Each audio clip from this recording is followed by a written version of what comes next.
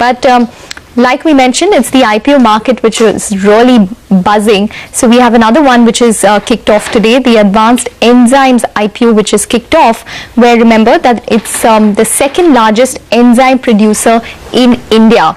We spoke to the management earlier in the day. They believe that the high margins of the company, which are around 47% for this previous fiscal itself, are sustainable.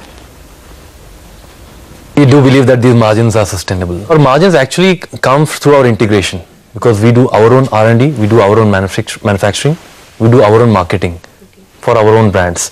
So the entire integration, we are present across the value chain, and that basically translates into the margins, high margins for us. We do not have any CRAMS model, we do not do any contract research or contract manufacturing, and we cater to very high value addition industries. We have been profit making and dividend paying company since 99. So very management is totally very entrenched, and we dedicated approach to this sunrise industry of enzyme, which has huge potential for growth. Our R&D keeps on developing solutions rather than we do use enzyme as a toolkit, but we do develop solutions for various challenges faced by the human life. Okay, well, to talk more about that, we have Sarabjit Kour Nangra of Angel Broking, who joins in with her view. Well, Sarabjit, well, just to put it into perspective, you have a neutral call on this particular IPO, but there are a lot of other brokerages which have just come out with a subscribe on this, saying that it is a unique story, high margin business, good amount of growth that we've seen. So where is the caution coming from, considering that you're neutral and you've not really given an outright subscribe? See, caution is coming from 2-3 factors. A, it's a pretty high technology, high-end technology industry. So there are a lot of barriers, and that's evident from that, that you have only 3 larger players globally which corner around 75 to 80% of the market share. That itself is a good signboard that it's a highly technology-driven industry where, in terms of there is very little headway made by any of, marginal players in the industry. That is number one.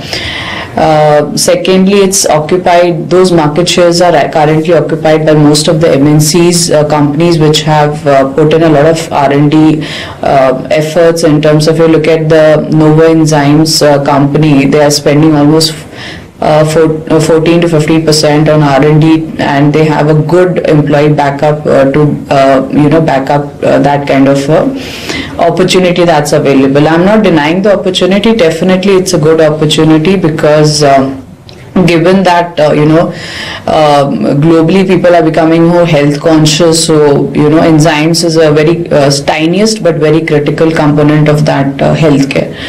But in terms of, if I look at compare Nova Enzymes kind of a business model and I look at Advanced Enzymes, they are moving toward that direction, but the scale of the company is very low. It's the second largest in India for sure, but in terms of globally, if I have to place them, I think their market share is around 1%. And the size of the company around 290 crores top line and 50 crores net margin. Obviously, because of the margins being higher, it reflects in terms of a good net profit of around 50 odd crores in FY15. And margins obviously high, ROE, definitely all the metrics are pretty good. So the concern A is they depend on 5 products to get 40% of their revenues. That is one concern. So product diversification is lower in comparison to peers, larger peers which they want to compete in the global level. Secondly, they are dependent in terms of R&D. As far as my knowledge and my information, and even their RHP says that they're dependent on their key promoters for the R&D initiative, though they are building up a team and they have a decent setup, but in terms of idea generation, execution and other things, they're dependent highly. And even their DRHP says in case one of the promoters or even there's a loss of any one of the 2 key people, there could have a significant impact on the business of the company, and company will have to spend a lot in terms to get that kind of a manpower. So I think given definitely opportunity is there, but then opportunity requires a depth of manpower, a depth of product profile to be backed up for it to become the next bigger player in the global industry. So there are the concerns. And Ekta, if you look at the financial performance, FY 13-14, they took a hit also because one of the product was taken out of the market, and that hit was significant for such a small company because the size is small. So given all the positives and given this is the backdrop of my balancing that opportunities, their risk equally are significant. Even if you look at Novo Enzymes, it states its annual report that they're expecting a lot of competition coming from China and other countries which are making a headway in enzymes industry. So I guess China being a coming forefront competitor going forward, I guess so risks are tangible and pretty real, and the company is already at higher margin and ROE. I expect that it will do so for next couple of years. That is also given. Okay, so so at what price would it have been a better buy for you? I mean, at what price would you say that post listing, if investors get it, would be a better price? See, currently they have been asking around 6.2. My rough calculation on forward numbers, if I do, I think they are asking for a diluted or my projected next year book around 6.2 is on the higher side price to book. I believe given the profitability in ROE, it should have come around, say, around five kind of price to book for me to even look at it, because the risks are equally high. The size of the company is pretty small, so I guess I see a risk.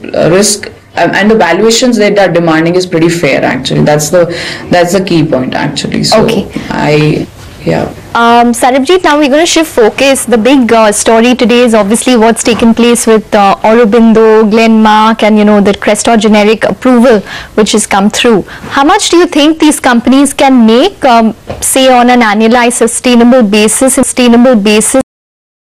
from this particular drug? How much are you anticipating in terms of competition? See, Ekta, as of now, I have to I've not worked out exact number or exact EPS impact as of now. But I guess Aurobindo, I think, has a chance to get a good amount of share from the product. I guess on a very fair deal, I think they can easily do around 200 to 300 million on sales front, I guess so. Okay. All right, Sarabjit, we're going to let you go on that note. Thanks very much for joining in and taking us to your expectations from Crestor Generic as well as from Advanced Enzymes, the new IPO which opens today. But let's shift focus back to numbers.